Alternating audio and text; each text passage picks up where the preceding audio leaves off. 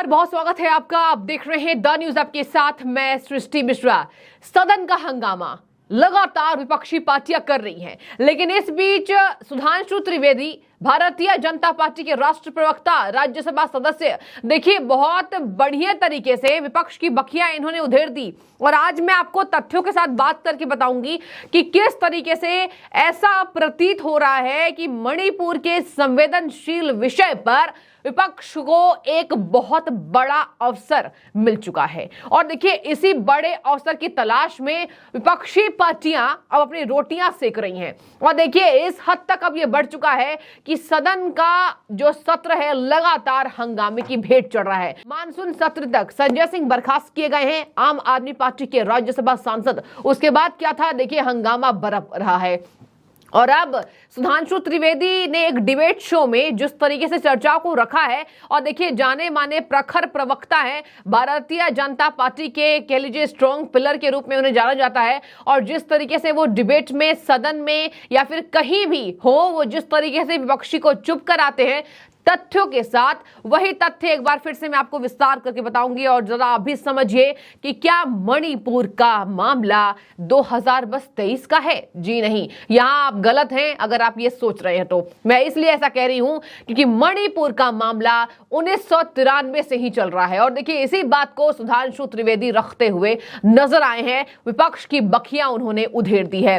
सबसे पहले देखिए इन्होंने क्या कहा है। विपक्ष की नफरती जहर, सामानों की दुकान की विक्रेता में विपक्ष अब भूल चुका है कि प्रधानमंत्री के प्रति नफरत की हड़बड़ी में कितना झूठ फैलाने लगा है। यानी कि दर्शकों, यहां पर विपक्ष जो है वो प्रधानमंत्री के प्रति जो नफरती बाजार सजाना चाह रहा है, उसकी सच्चाई, उसकी पोल पट्टी सुधांशु जी यहां पर खोलते हुए नजर आ रहे हैं।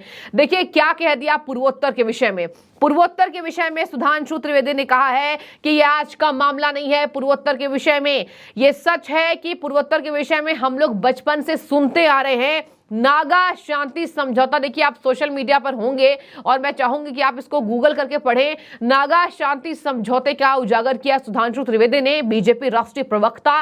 नागा शांति समझौता, मिजो नेशनल फ्रंट का विद्रोह, राजीव गांधी के जमाने में असम का भी समझौता हुआ था आदि, ये सब हाल के दिनों का है क्या? उन्होंने पूछा, उन्होंने विपक्ष से पूछा है सुधांशु जी ने कि क्या ये हाल का विषय है? मिजो नेशनल फ्रंट का समझौता, राजीव गांधी के जमाने में असम का समझौता। और एक बार फिर से उन्होंने कहा कि 2014 में तो हम शांति व्यवस्था कायम रखने में सक्षम हुए हैं। इन्होंने एक साफ तौर पर कहा कि आज जो, देखिए दर्शकों, कल और आज विपक्ष के 11 सांसद का प्रतिनिधिमंडल मणिपुर दौरा कर रहा है।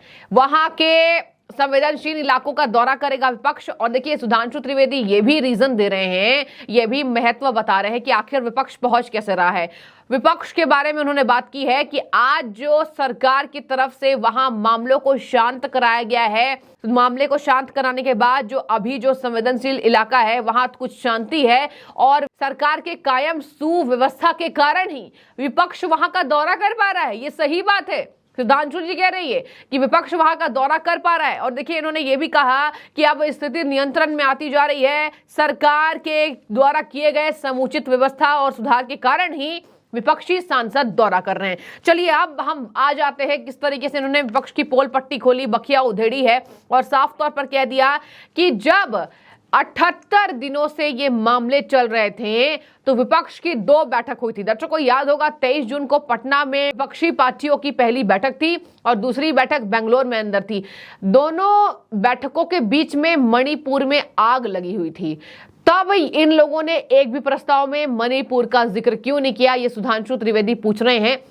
और देखिए मणिपुर का मामला बहुत संवेदनशील है, एक्शन लेना चाहिए और सरकार तैयारी भी कर रही है। और 6 मामले आपको बता दें सीबीआई के पास है, 7वां मामला अटका हुआ है, 3 मामले एनआईए के पास है। अमित शाह ने इसकी जानकारी दी थी बीते दिनों ही, और यह भी कहा था कि 24 घंटे में प्रधानमंत्री 3 बार असम के बारे में पूछताछ कर रहे हैं, वहां की जानकारी ले रहे हैं, जायजा ले रहे हैं। असम के मुद्दे पर प्रधानमंत्री अपनी पूरी जिम्मेदारी निभाते हुए नजर आ रहे हैं और प्रधानमंत्री ने भी अपने बयानों में कहा है कि अब हमें दुख हो रहा है कि विपक्ष इस मुद्दों पर भी राजनीति कर रहा है। अगर देखिए दर्शकों, अगर मणिपुर से विपक्ष को इतना लेना देना होता, देखिए मणिपुर का मामला इतना गंभीर है और अगर विपक्षी पार्टियों को वहां से मतलब होता तो 78 दिनों में इनकी 2 मीटिंग हुई थी और 2 मीटिंग्स में ही मणिपुर का मामला सुलझाया जा सकता था विपक्ष चाहता तो, लेकिन नहीं सुलझाया गया। सुधांशु त्रिवेदी ने यही बात कही है कि कोई चर्चा नहीं हुई है। देखिए अब हम आ जाते हैं किस तरीके से सुधांशु त्रिवेदी ने कहा है।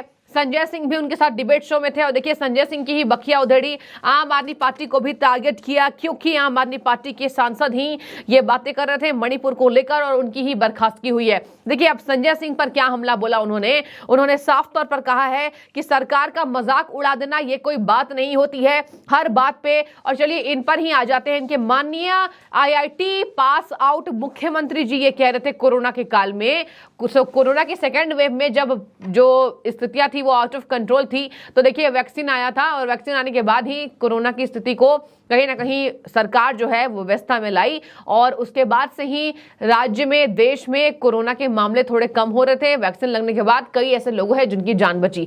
तो देखिए कोरोना महामारी के दौरान भारत ने क्या कमाल कर दिखाया वो सब आप सबके सामने है।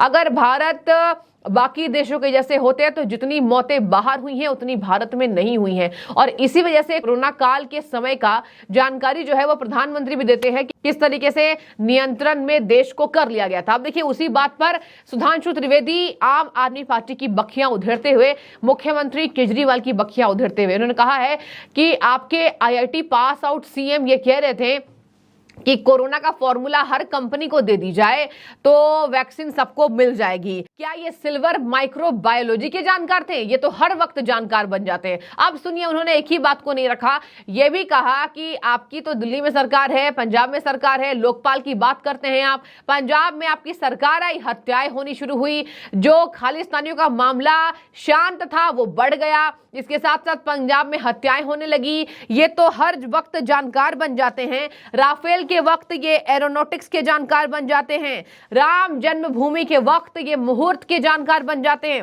और देखिए ये हर वक्त इतने बड़े जानकार बन जाते हैं। तो देखिए यहां पर प्रधानमंत्री ने पूरी ईमानदारी से मणिपुर का मामला समझा है गंभीर स्थिति में और आपको बता दें लगातार उनके बयान भी सामने आए थे। अमित शाह ने बोल दिया हम चर्चा के लिए तैयार हैं, लेकिन विपक्ष लगातार हंगामे कर रहा है। दर्शकों अब आपको बता दें 2018 का मामला उन्होंने बताया कि 10 सालों में 772 हत्याएं हुई, 6 साल में इतनी हत्याएं नहीं हुई मणिपुर में। अभी तब भी मामला व्यवस्था में है, अभी कुछ मामलों का नियंत्रण हम और करेंगे। पृष्ठभूमि मणिपुर की दशकों पुरानी है, सुधांशु त्रिवेदी ने यह जानकारी दी है।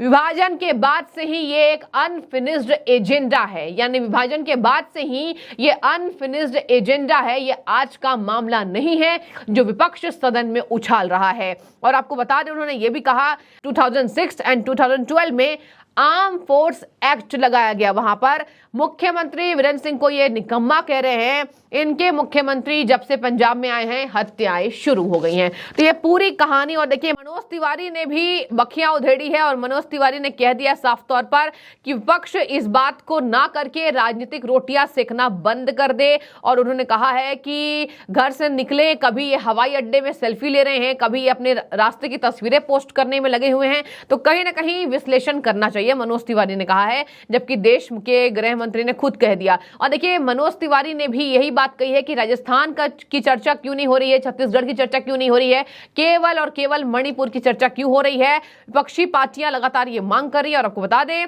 मनोज तिवारी ने यह भी कह दिया कि इंडिया को मीडिया के द्वारा विपक्षी पार्टियों को जानकारी देते हुए कहा कि 1997 में मणिपुर में 700 से अधिक हत्याएं हुई हैं। आज देश के अलग अलग राज्यों में इस तरह की घटनाएं हो रही हैं, लेकिन विपक्ष को केवल मणिपुर ही याद आ रहा था। देखिए यह पूरा विश्लेषण था, सुधांशु त्रिवेदी ने कह दिया आज का मामला नहीं है और सरकार के व्यवस्थाओं के कारण ही आज विपक्षी दल वहां का दौरा कर रहे थे। और अगर इन्हें इतनी चिंता होती तो ये पहले भी जा सकते थे। देखिए राहुल गांधी गए थे वहां पर और गाड़ियों में उनसे औरतें लिपट कर रो रही थी, आपने देखा होगा उनकी गाड़ी से लिपट कर। तो क्या उस वक्त कांग्रेस को ये बातें समझ में नहीं आई? जब सदन का मानसून सत्र शुरू हुआ है उसके एक दिन पहले वीडियो वायरल होने की ये विपक्ष की साजिश की बू आती है। ये लगातार केंद्र सरकार के मंत्री मंत्री, विधायक, सांसद कहते हुए नजर आ रहे हैं। तो पूरी बात ये थी, आप कितने सहमत इस बात से जरूर हमें जानकारी दें, कमेंट रखें। आपका बहुत शुक्रिया द न्यूज से जुड़ने के लिए।